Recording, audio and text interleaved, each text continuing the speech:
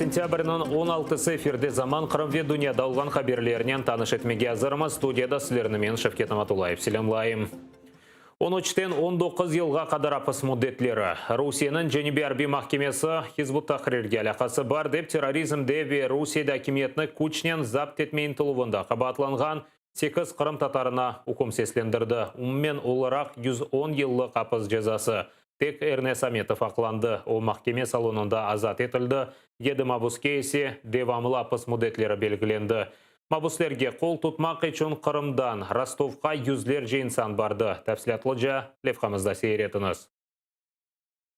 Рус махкемесінің үкіміні 8 сияси мабус аяққа турмастан скемледе отырып госзаказ язысы еле тебе маскалар тақып діңлейлері.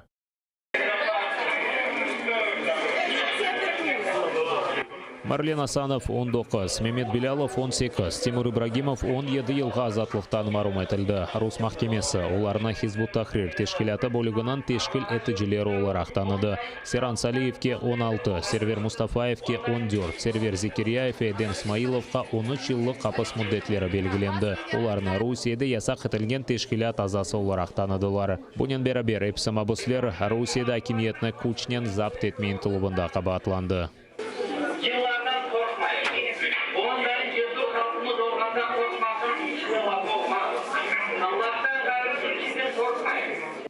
Тек Эрнес Аметов ақланды. Онан Хизбут Тахрир тешкілятына алақасы таздықланмаған.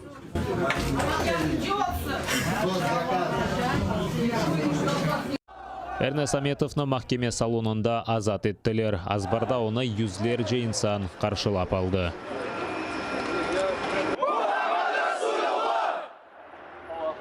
Единственное, хочу большую благодарность выказать всему джамату, который приезжает, вот неравнодушный. Это очень много значит, поверьте. Когда ты проезжаешь в автозаке здесь и слышишь крик, прорывающийся внутрь этого автозака, ты чувствуешь, что ты не один в этом испытании, что народ с тобой. Мабуслерге қол тұтмақ үшін ишғал етілген Қырымдан 400-ге яқын инсан барды. Мабуслерінің ақрабасы, достлары, яқынлары велі қайт олмағанлар. Ләкин махкеме салонына тек 33 кіші кіріп болған. Махкемеге келгенлерінің чоқысы мабуслерінің ресімлері бастырылған футболкаларда. Арқаларында есе біз үкімнен разы олмамыз. Қырым татарлар террорист дегел, ислам аққында субет, жинайет дегіл кібі язылар бар еді. Чтобы все в ближайшее время, потому что я их знаю всех поодиночке. Никто из них не виноват. Ни о каком терроризме разговора быть не может. Махкемеге Ростов шерінде бұлынған Украина баш консулы Тарас Малышевский қалпақ киіп келген. Біріншіден Қырым татарларға бойсунмағанлары үшін Қырым татар тілінде менедарлық білдірді. Сагылы джемат, мен Украинаның баш консулы. Бүгін Қырым татар халкеве бутун Украина için facia olup geçti. En yakşı insanları kabahatsiz mahkum edildi. Uzun sürege. Biz hepimiz kederlenemiz. Ama biz boysunmadık. Rostov'a gelen teşekkür bildirmez. Birlenen bugün olganınız için çok sağ olunuz. Консул айтқанына көре, бір мабус азат етілмегенне қадар халқара мейданларда Украина дипломатлары көрешіні девам етежек. Я здесь как генеральный консул, мои коллеги в Киеве, министр иностранных дел, вся украинская власть на всех площадках. Будет это или Нью-Йорк, Страсбург, Женева, Совет по правам человека, Берлин или другие столицы, мы везде будем говорить одно и то же.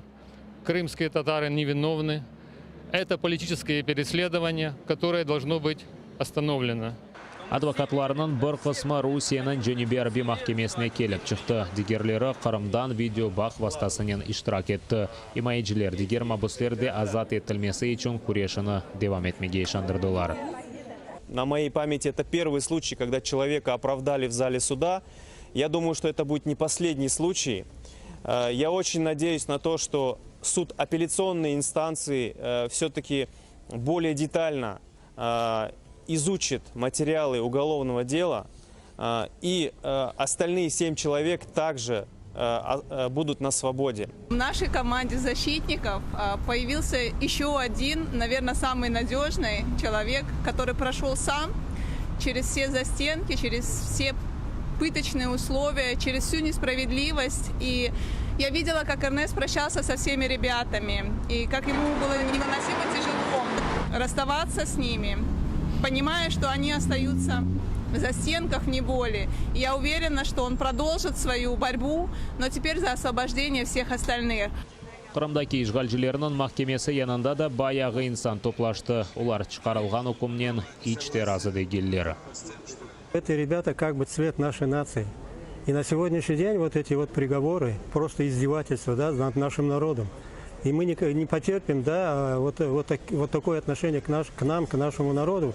И будем мирными средствами бороться за свои права и за этих ребят, которые сегодня более 60 человек находятся в тюрьмах.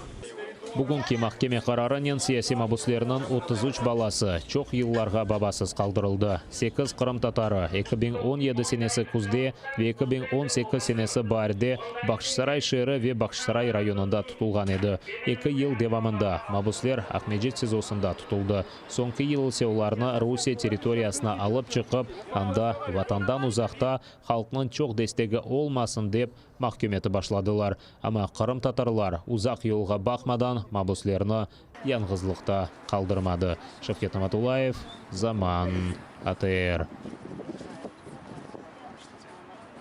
Kiyev'nin Müstakillik meydanında ise Rus mahkemesinin kararına karşı narazılıq geçirildi. Faaller, akkorçalaycılar, siyasi mabuslerinin resimlerinin meydanға çıkıp Sema yüzü Karamanları aleyasında işgalciler Kırım Tatarlarga nisbeten kanunsuz kararlar çıkarганını hatırlatmak için banner astılar. Akkorçalaycılar kaydetkenine göre mabuslerge çok adam destek gösterip olmasın dep sözde mahkemeler Aselet Kırım'dan uzakta Rostov'ta geçirili. Kırım muftisi Ayder Rustemov kaydetkenine göre mabusler bu hükümlerini sınav olarak kabul eteler. Narazılıkka çıkkanlar diğer siyasi mabuslerdi tez vakitte azat olunmaları için halkara cemaatçılığı Rusiyaga nisbeten baskını kuvvetleştirmek gerek deyler. Для України завжди буде пріоритетом повернення своїх громадян і, безумовно, ми впевнені, що з боку профільних відповідних державних органів буде належна реакція на ці так звані судові процеси щодо другої Бахчисарайської групи та й в цілому щодо всіх наших громадян України, які незаконно утримуються Російською Федерацією. Цих ув'язнених перевозили примусово з території Криму на територію Російської Федерації, бо суди проходять в Ростові-на-Дону. Це зроблено спеціально для того, щоб була менша підтримка, щоб адвокати не могли доїхати або мали проблеми з логістикою і рідні не могли підтримати своїх близьких. Нам сьогодні болюче, але ми розуміємо, що б не трапилось, це робить нас сильніше. Жамиде улган субет жинайет дегелі. Более язывлы шиарнен саяси мабус Эдем Смаиловнан кайнанасы Мунивер Келямова бір кішілік наразылық кешірді. О плакатнен Ахмеджет районынан Қолчоқ, Родникова Эходи янында yol kenarına çıkkan. Оны işgalciler Киеві веда бірчоқ Қырым татарларына террорист olarak tanıp, hapiste tutqаны açıqlata. Terrorizmde qabatlaf uydurmadı. Қырым татарлар өз vatanına terrorizmden uğraşmaq degildi, barışıq yaşayış kurmaq için qayttılar dedi.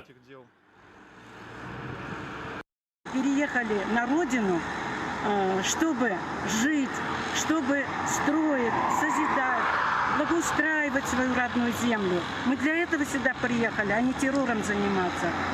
И вдруг в 2014 году, утром вдруг проснувшись, оказавшись в другой стране, нас, крымских татар, называют теперь террористами. В 1944 году на нас навесили ярлык предателя, а теперь на нас навешивают ярлык террориста. Қырымда 68 yaşında olған құрылтай делегаты Нури Османов ile ведалаштылар. Женазесі бүгін Ислам Терек районынан Жамчы Токарева койынде қылынды. Нури Османов құрылтайынан 2 чағыруынан делегаты еді. Геническ районынан Стрелковай койынде есе фаал Сабри Мухтаров ile ведалаштылар. 69 yaşında olған фаал қазан нәтижесінде өз азбарында елак олғаны хабер етілі. Сабри аға Геническ районында кешірілген бірчоқ акция ве наразылықларының иштиракчысыдыр. Пал шекілді Қырым қамачавында да иштирак еткен еді.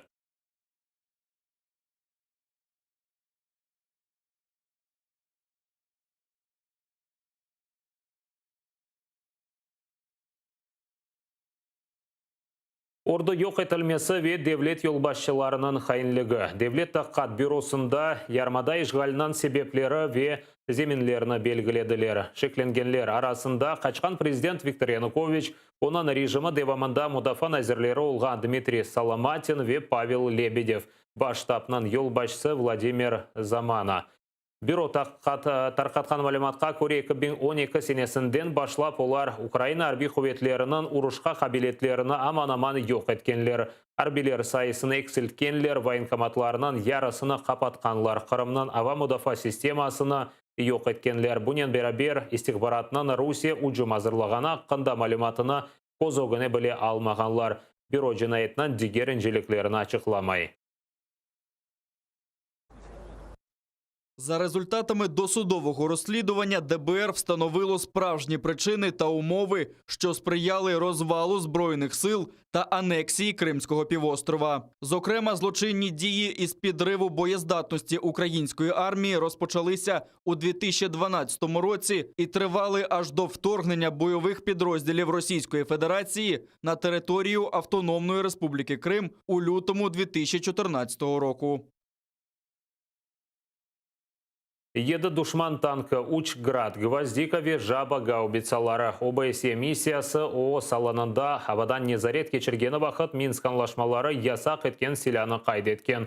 Бүгін Русия незаретінде олған женкеверлер Луганск вилаетінде Украина арбилері позицияларына ұжым еткенлер. Яраланғанлар жоқ, ләкин Луганск вилаетінде есе бір Украина арбии еляк олған. О гранатаден мұқайтлықнен құлланмаған дейлер. На превеликий жаль, вчора під час проведення інженерних робіт поблизу Водяного поранення середньої ступені важкості отримав один український захисник, що підірвався на невідомому вибуховому пристрої. Також в районі Шумів внаслідок вибуху гранати типу РГД-5, встановленої, ймовірно, у вигляді розтяжки, отримали поранення двоє військовослужбовців. Всіх військових було доставлено до лікувальних закладів та надано необхідну медичну допомогу. Стан здоров'я поранених стабільний і задовільний. Кечкен күн девамында Украинада 3 бенге якын инсан COVID-19 хасталығына ұғырады. 76 кіші еляк олған. Ең чоқ хаста Тернополь, Одесса, Харьков вилаятлері, Харьков и Киев шehirlerінде қайдетілген. Сағлық назирі телеке группасына кіргенлеріні, сүреклі хасталықлары ве 65 яштан бұйық олғанларыны, санитар қайделеріні мұқайтлықнен ряет етмеге чағырды. Будь ласка, звертаюсь до вас, шановні лише українці, які або мають такі захворювання, або вже пенсійного віку, старше 60 років. Дотримуйтесь всіх рекомендацій Міністерства охорони здоров'я. Дотримуйтесь того, що ми говоримо. Обов'язково одягайте маску, дотримуйтесь дистанції. Це дуже важливо. Це дуже важливо заради вашого здоров'я і вашого життя. Ярмадада коронавирусқа оғыраған да бір хаста вефат еткен. Ишғалжілер тарқатқан малыматқа көре пандемия башлығанындан берлі Қырымда 43 кіші COVID-19 хасталығындан себеп вефат еткен. Кечкен күн девамында бұйықұнш хасталығы да 75 кішіде таздықланды. Бұсатқа зұрылған сонки хаберімізді депіңізге қайырлы ақшамлар тілейім, аты ерден есе айырылманыз көрішкенже.